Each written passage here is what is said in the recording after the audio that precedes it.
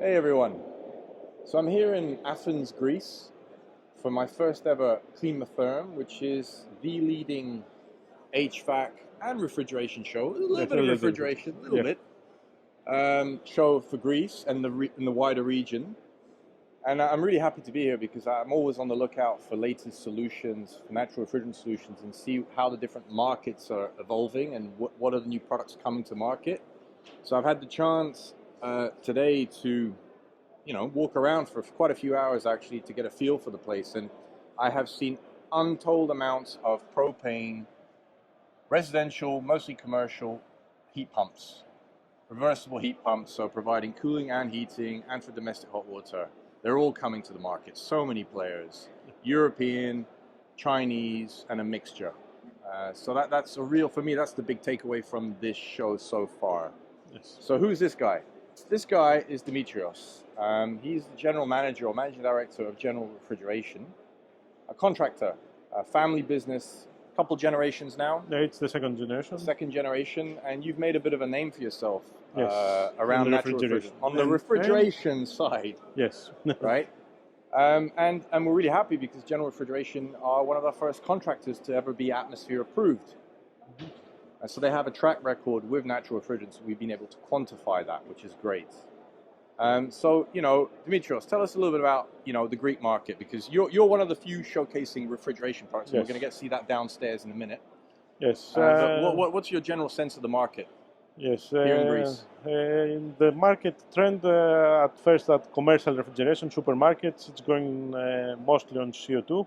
And a little bit of propane, right? Yes, and a little bit of propane in standalone units.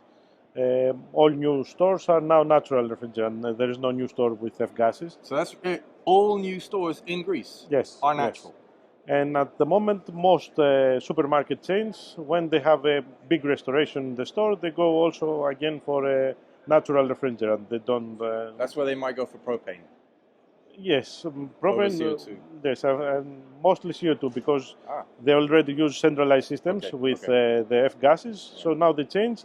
They keep the same philosophy, but they change the refrigerant and of course everything, because going to CO2 means you change everything. Okay, so you're clearly seeing that trend in commercial refrigeration, but you also, as a contractor, you also operate on the industrial refrigeration side. Yes. So what are you seeing there in the Greek market? Yes, industrial refrigeration already had a lot of ammonia, which is again natural refrigerant, but now also CO2 provides solutions in bigger capacities.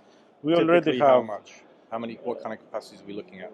Yes, a typical small one, it would be something like 150 to 100 kilowatts and go up to megawatts. Okay. So for cold storage facilities? For logistics centers, etc., big warehouses, cold warehouses. They also now look at CO2 because there was a reputation that CO2 can't work in warm climate, but the technology is there. CO2 can work everywhere. So it's taking market share, and CO2 finds its way also in industrial refrigeration. Okay, and then what about heat pumps? Because one of your activities in this market is also training people, right? You're well known. You're one of the trainers, one of the best trainers in the Greek market on natural refrigerants. Yeah. And I saw a propane unit, a heat pump unit, that's from Carrier, just next door.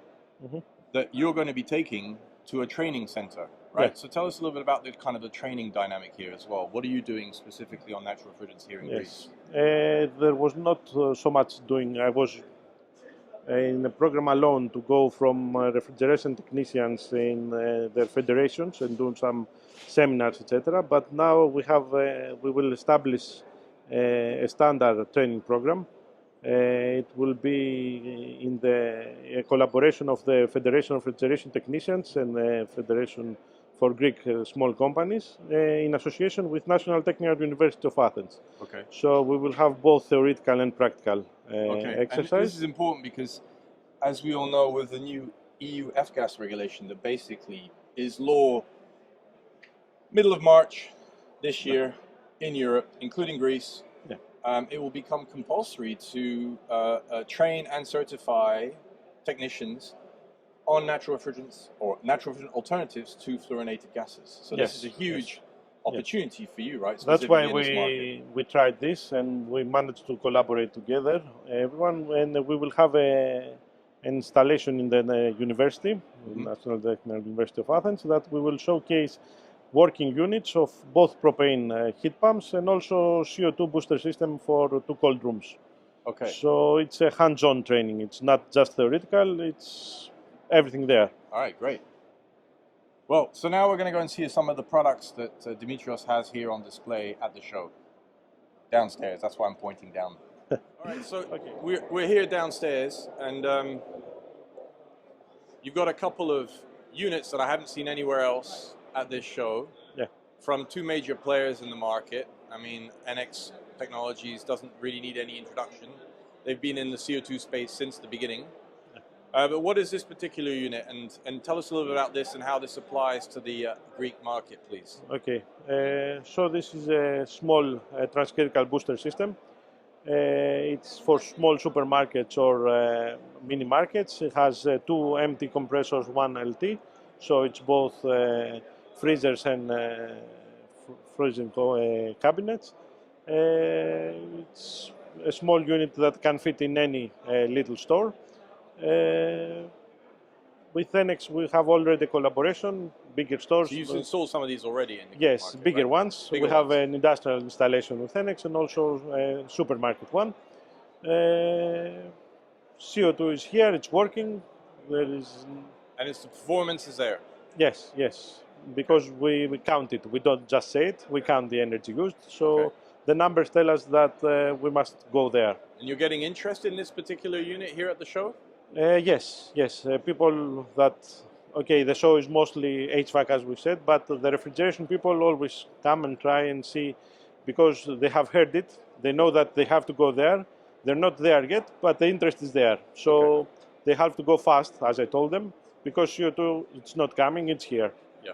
All right, great. You've got another big product that you're showcasing here for the first time, right? This Danfoss CO2 condensing unit. Yes. So yes. tell us a little bit more about this. Okay, so Danfoss introduced recently only the condensing units, the CO2 condensing unit. It's an easy solution because it's a plug-and-play solution for either a small supermarket or some cold store application. It's all there, so you just have to connect. The unit has the gas cooler, the compressors, and it's really easy to install. It's a new product in the market. This is not installed yet in any market yet, but we have it here, we showcase it, we promote it to customers because even in condensing units, the F-gas regulation and all the trend shows that even in smaller capacities we will have to go to CO2.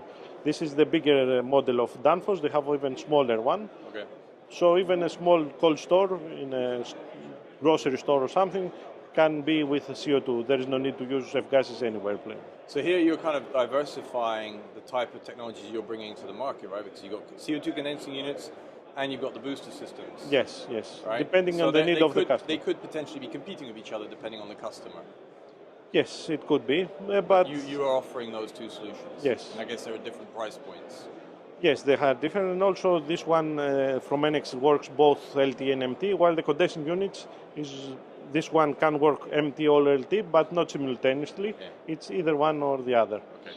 And they have different design. For example, the condensing units work with higher receiver pressures, so it's a little bit different in the design and also the requirements for the cabinets, while the standard unit it's lower pressures with lower requirements. But everything can be done. It's not something that we can overcome. Both have a place in the market, and they will fulfill different needs. Okay. All right. Any other words? Anything else that you want to add, just in terms of natural refrigerants here in Greece? No, what just showcasing? what I want to say is from refrigeration part, the part that I'm in, natural refrigerants can cover any need. So for me, the only solution should be natural. I don't see anything else. I'm happy to hear that. Yeah. All right. Well, I wish you good luck. Thank you very much, man.